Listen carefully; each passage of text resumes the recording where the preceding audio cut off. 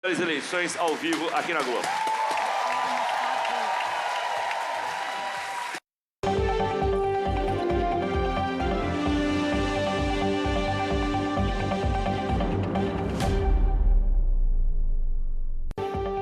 Olá, boa tarde. Boa tarde, Renata Lopretti. Boa tarde, William Bonner. Olha só, votação encerrada nas eleições municipais e pela primeira vez as urnas foram fechadas todas ao mesmo tempo, às 17 horas de Brasília. A Renata Lopretti e eu vamos acompanhar a marcha da apuração. Mais de 155 milhões de brasileiros estavam aptos a votar em 5.569 municípios. Nas próximas horas, o Brasil vai conhecer os eleitos e também os candidatos que vão disputar um segundo turno no dia 27 de outubro. Aqui nesse telão, a gente vai começar um giro pelo Brasil. E a gente vai direto, então, para a capital do país. O Júlio Mosquera fala ao vivo do Tribunal Superior Eleitoral. Boa tarde, Júlio.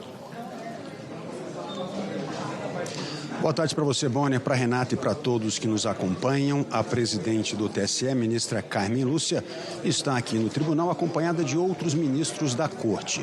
Ela chegou no início da tarde, depois de votar em Belo Horizonte, e falou sobre o dia de votação. Segundo a ministra, a eleição transcorreu em todo o país de forma bastante tranquila. O boletim parcial do TSE mostrou a substituição de 0,5% das urnas eletrônicas, índice considerado baixo pelo tribunal. E agora, depois de encerrada a votação, a grande expectativa, é claro, é pela divulgação dos resultados.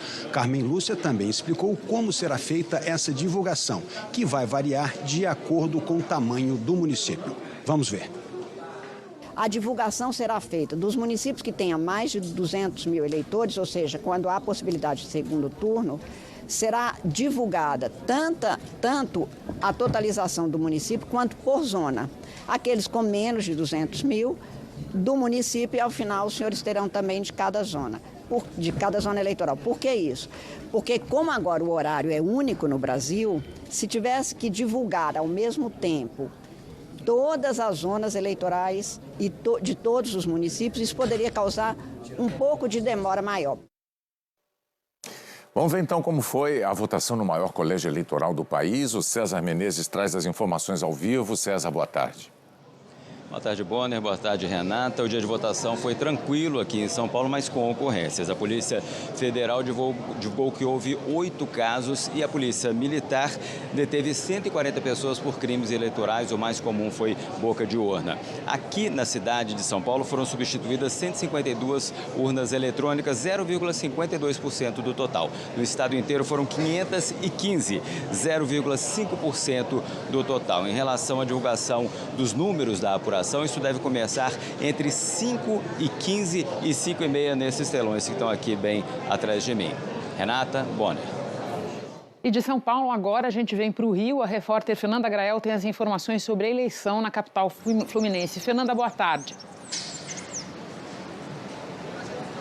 Boa tarde, Renata. Boa tarde a todos. Olha, portões já fechados aqui no CIEP Ayrton Senna da Silva, na Rocinha, zona sul do Rio. Ainda há uma pequena movimentação de eleitores, só que ninguém entra mais. A avaliação do Tribunal Regional Eleitoral aqui do Rio é que a votação aconteceu de forma muito tranquila ao longo de todo o dia. O estado do Rio é o terceiro maior colégio eleitoral do país, com 13 milhões e 33 mil eleitores. O último balanço do TRE mostrou que 265 urnas eletrônicas apresentaram problema e tiveram que ser substituídas 129 aqui na capital.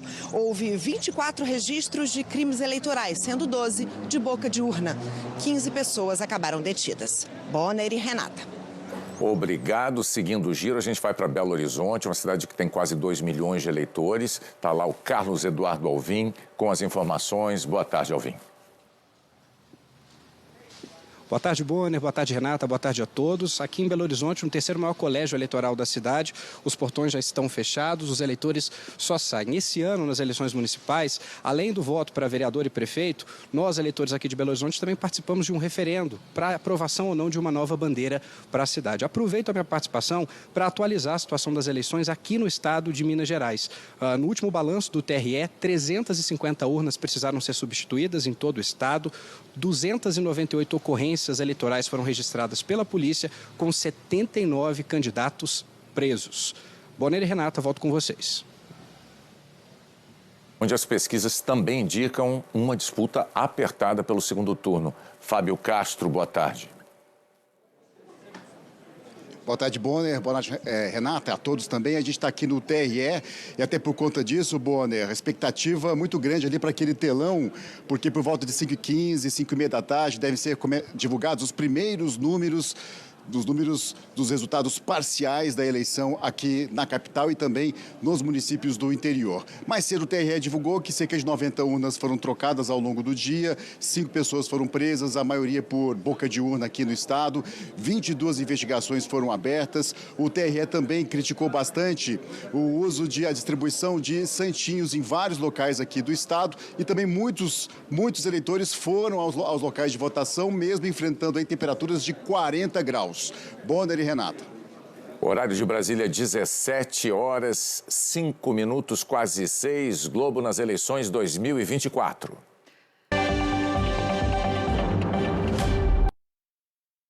Seguimos com as informações agora aqui do Rio Grande do Sul. O Tribunal Regional Eleitoral divulgou um levantamento desse dia de votações pelo estado. A Fabiana Lemos está na sede do TRE e tem as informações para a gente. Boa tarde, Fabiana. Oi, Marco. Boa tarde para você e para todos. O principal destaque é que não houve necessidade de fazer nenhum caso de votação manual. 100% dos votos foram em urnas eletrônicas no Rio Grande do Sul.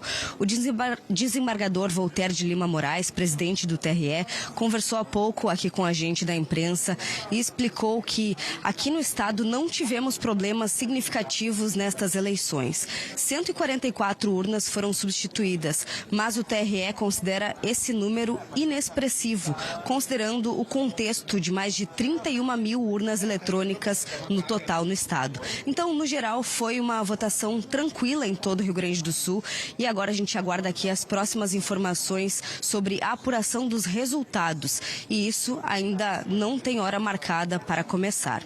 Volto com vocês aí no estúdio. Obrigado, Fabiana. A qualquer momento devem começar a aparecer já os resultados, os primeiros números dessa apuração. A gente vai agora então conversar com a Maria Eduarda Eli, que está em Canoas. Ela acompanhou esse dia de votação por lá. Oi, Duda. Oi, Marco. Boa tarde para você, para todos que nos acompanham. Estamos em frente ao Complexo La Salle, que nessa eleição se transformou no maior local de votação aqui em Canoas. A cidade teve o maior número de alterações em função das enchentes. E como é que funcionou? Todos os locais eles foram sinalizados com os avisos para os eleitores e nas escolas que foram fechadas e que não receberam a votação nesse ano também havia o transporte direto para esses novos locais. Foram cerca de 35 mil eleitores que tiveram alterações nos seus locais de votação aqui na cidade. São cerca de 260 mil eleitores que votaram. Nesse momento, a votação já terminou. A gente viu uma pequena movimentação, um pouco maior no final da votação, mas o dia foi bem tranquilo por aqui, de um modo geral, segundo as informações. Agora, a grande expectativa dos eleitores, então, é pelo resultado aqui na cidade de Canoas. São 6 candidatos que concorrem à prefeitura e 342 vereadores, mas foi um dia bem tranquilo por aqui. Marco, volto com você. Obrigado, Maria Eduarda Eli, com as informações de Canoas, que é uma das 5 cidades do estado que, por ter mais de 200 mil eleitores, pode ter segundo turno, dependendo dos resultados desse primeiro turno. Obrigado, Duda. A gente vai conversar agora com a Débora Padilha, que acompanhou a votação no segundo maior colégio eleitoral do estado, a cidade de Caxias do Sul, na Serra. Oi, Débora. Oi, Marco. Boa tarde a todos. Está tudo preparado aqui em frente ao cartório eleitoral no centro de Caxias do Sul para o recebimento das primeiras urnas com os resultados. Eleição considerada tranquila aqui na cidade. Das quase 1.100 urnas usadas, 8 foram substituídas por atraso no relógio e também problemas na comunicação com o terminal de mesários. 3 ocorrências de boca de urna foram registradas aqui na cidade. Uma fiscal de partido precisou assinar assinar um termo circunstanciado pelo crime e um homem foi preso por abordar eleitores e ter bandeiras de partidos na frente da casa dele. A previsão da Justiça Eleitoral é que os primeiros resultados para saber se vai ter segundo turno aqui na cidade sejam conhecidos até às 7h30 da noite. E o resultado final às 8h30 aqui em Caxias do Sul. Marco, devolvo para ti. Uma apuração bem rápida. Obrigado, Débora Padilha, pelas suas informações. Aqui na capital já começa a movimentação nos comitês dos principais candidatos à Prefeitura da capital. A gente vai acompanhar imagens ao vivo, começando por imagens do comitê de Sebastião Melo, que fica na zona norte de Porto Alegre. A gente vê já alguns apoiadores por lá. O candidato não deve acompanhar a apuração no local. Ele vai estar num hotel e depois se dirige ao comitê. Imagem também você vê no canto inferior esquerdo da tela a imagem do comitê de Maria do Rosário, do PT, na Cidade Baixa. Ela deve acompanhar a apuração neste local.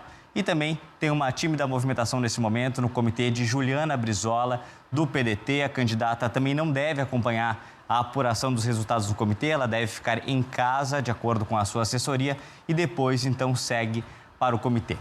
Nós seguimos por aqui, é claro, acompanhando os resultados em tempo real. Daqui a pouco nós voltamos, então, com os primeiros números dessa apuração por todo o Rio Grande do Sul, pela Prefeitura da capital e das outras 496 cidades do nosso Rio Grande. Voltamos a qualquer momento. RBS TV, nas eleições de 2024.